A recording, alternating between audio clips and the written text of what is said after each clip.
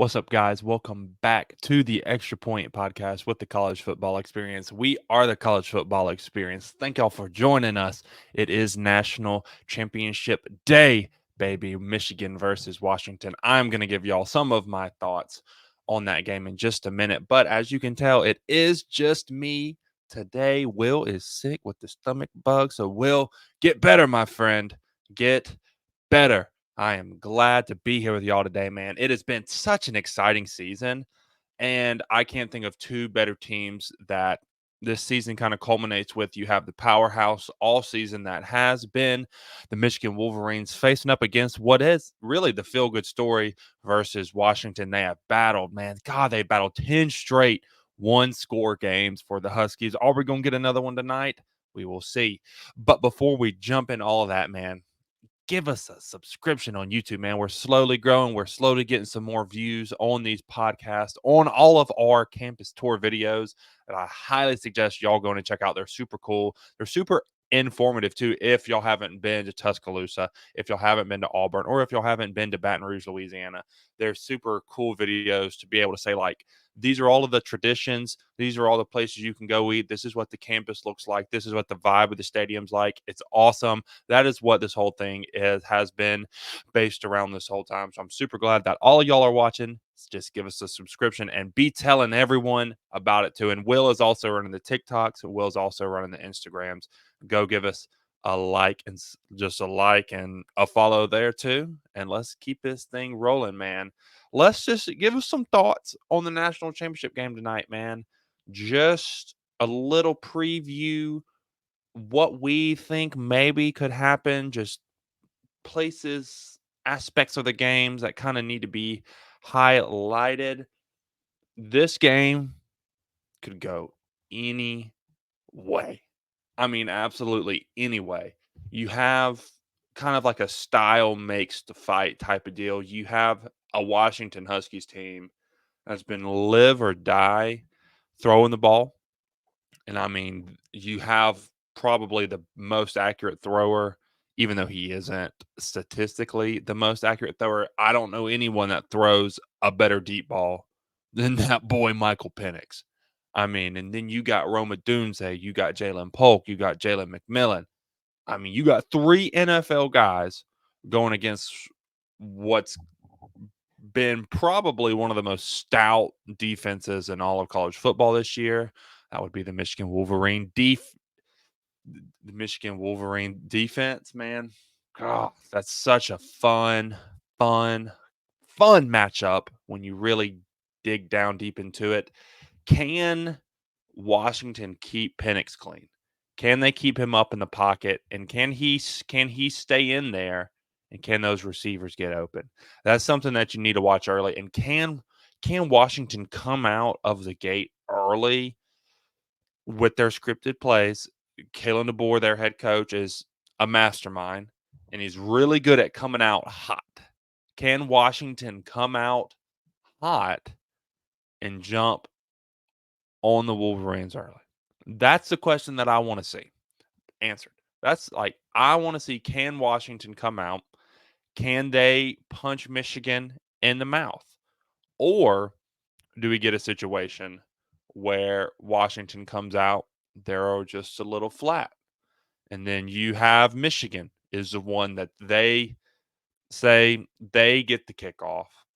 Their offensive line studs, even though they are missing their stud right tackle. Could they drive down the field and take 6 minutes to score? You get a heavy dose of Blake Corum. You get a heavy dose of Donovan Edwards.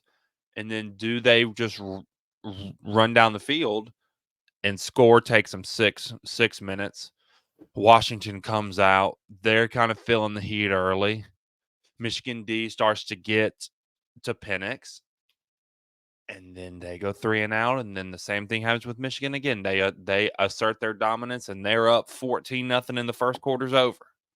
I mean, there's just so many ways that this game could start that I think the start of the game is probably the most important section of this game tonight, because it's going to determine which way the teams go from there, which is kind of any game. But I mean, when you have a game with these two top teams, the one and the two teams, they're both 14-0. And I mean, and it's just a style. It's just a style. I mean, mm, I think it's going to be fun. I think Washington does come out hot, though. I think Washington comes out hot. I think we get an early kind of a field goal here to a touchdown there. I think we could be looking at Washington 7, Michigan 3 at the end of the first. And then I think as the game goes on, though, I don't think Washington is going to be able to hold up to what the Wolverines really want to do.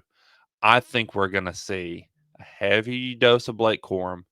I think we're going to see a heavy dose of Donovan Edwards. And I think Michigan over time is just going to be able to wear down this Washington defense. And even though I think the Washington offense is going to get theirs, I just don't think they're going to have the ball in their hands enough to be able to necessarily get in a rhythm to do what they want to do. So, with that being said, man, I don't want to do it because Washington is so loaded. And I love the story that is Michael Penix. But I think it's Michigan's season. I truly, truly do. I think this is their most loaded team. I think we could be here when the NFL draft rolls around and we're seeing 12, 13, 14. Some are even predicting 15 to 16 guys getting drafted off of this Michigan team. I mean, that's something like the 2021 Georgia team. I mean, just absolutely insane type of numbers there. So I'm going with the more deep team. I'm going with the more talented team. I'm going with the more seasoned coach. I'm going with the Michigan Wolverines to win this game, even though, man, I would love nothing more.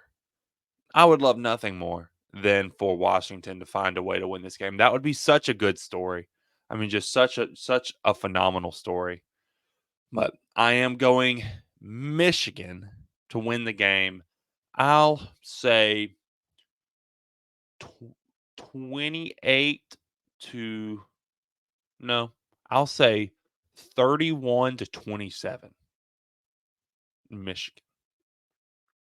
31-27. So that would put this game going over for me.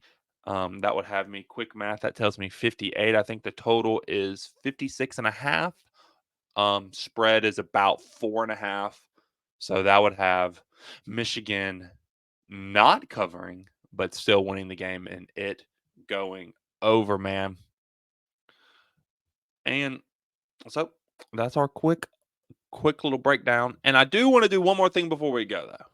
Thoughts ahead to the 2024 season. I think 2024 is going to be such a cool but kind of disappointing year for college football. I think it's going to be a big year of change. That's kind of what I'm dubbing the 2024 season, the year of change, because we won't only have change in the conferences. You'll have Oklahoma and Texas coming to the SEC. You'll have UCLA. You'll have USC, Washington, and Oregon going to the Big Ten. You have SMU, Cal, and Stanford going to the ACC. And I mean, it's just going to be so weird to see all of those be a conference game. I mean, so weird. You have Georgia going to Texas. That's a conference game. That's weird. You have Michigan goes to Washington. Michigan plays Washington next year in the regular season. That's a conference game. It's just going to be such a weird thing to have to deal with for the average fan. Well, I wouldn't say I'm an average fan, but for every fan to have to deal with. And it's just going to be really weird. It's really going to take a lot of getting used to. But that's the direction college football's going. There's nothing we can do about it. So all we can do is adapt and change. It's a year of change. And then we not only have the conference realignment, we have the playoff is changing too. We're going to a 12-team format next year. I think they've changed the rules to get in. I think it's the 5 highest conference champions now, and then the 7 at large bids will be that they will be kind of divvied out between everyone. And I hate that. I hate that we have at larges. So teams like Liberty would get an at large. You saw what happened to them versus Oregon. They don't deserve to be in the playoff. You see teams like FSU, and even though, and I will completely give it to them, they did not have their full roster versus Georgia. They had their full roster versus Louisville, and it was ugly. It They could hardly move the ball. They could absolutely hardly move the ball. So you're telling me that team deserves an auto bid? I mean, it it just doesn't make sense that you're going to let geographical lines define who gets in and who does not get in. So you're telling me that, say, Texas and Oklahoma weren't in the Big 12 this year. So you're telling me Oklahoma State, just because they won a conference, does they deserve a shot to play in the national championship game? That's gross.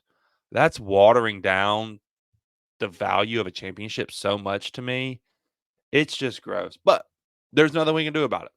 So it's a year of change.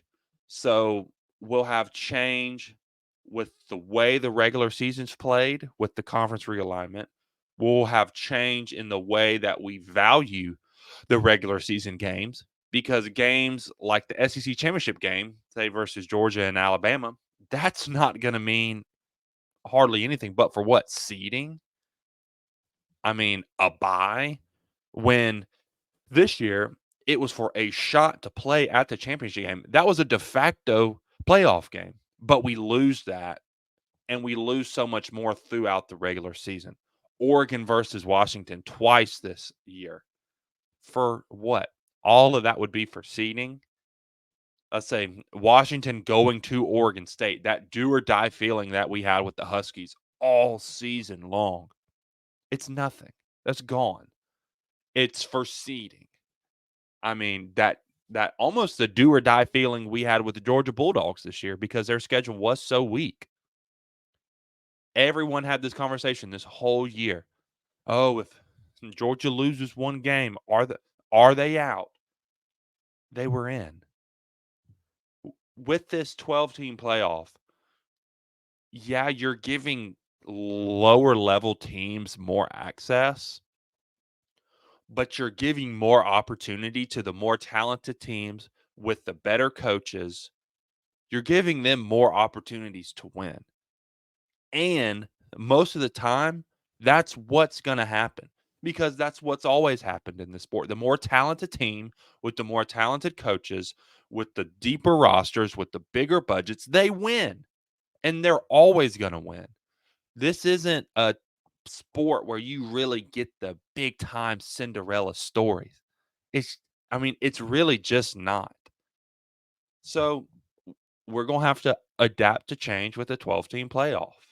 And hopefully, when things roll around after 2025, because we have to get through 2024-2025 season and then the 2025-2026 season. So after those 2 seasons, we don't know what the playoff structure is going to be. So hopefully the smarter people in the room will be able to see what this does to the regular season, see what this does to the sport, and say, oh, we might actually need to change. And I think with the Big Ten and the SEC running the sport here very soon, I don't think that this format of the 12-team playoff, if the 12-team playoff even exists in a couple years. So I dub the 2024 season, as of now, the season of change. And I think there's going to be more change coming. I think there's going to be change with the way the portal works. And I think there will be change with the way that NIL works. Probably the portal before NIL, just because I believe it's a lot more legally easier to change the portal than NIL. So I think there's more change coming. And who even knows if conference realignment is done? I mean, there's just so much that we don't know, so much that we have to handle going forward this off season. But we will be here to cover it all with y'all on the extra point with the college football experience, man. Have fun watching this game tonight and know that it is not the end all be all of this sport is the national championship game. The end all be all of this sport is the journey to get here. That's what makes this sport special is the journey, not the end goal. Just keep that in mind going forward. And with all that being said, man, thank y'all for giving a quick listen to this episode. Go check out, please, go check out our campus videos, man. I absolutely loved them. We went to Tuscaloosa to watch Alabama play Tennessee third Saturday in October. That was a great game. We were able to smoke a cigar in Bryant Denny. Once that game was over, we were able to sing the Rammer Jammer. It was awesome.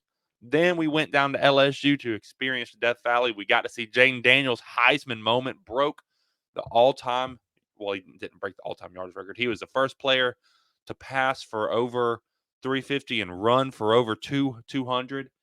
Phenomenal night. Loved Death Valley. Loved Baton Rouge. Loved the state of Louisiana. And then we went down to my home, Auburn, Alabama. Well, not my home team, Auburn, Alabama, to get to watch the Iron Bowl, take Will and our friend Logan to the Iron Bowl. Absolutely phenomenal. Please go check out all of those videos. They are fantastic. And we will be back with y'all next week to talk about this national championship game. So please join us then on the Extra Point podcast with the college football experience. We are the college football experience. Thank y'all for watching, and we will see y'all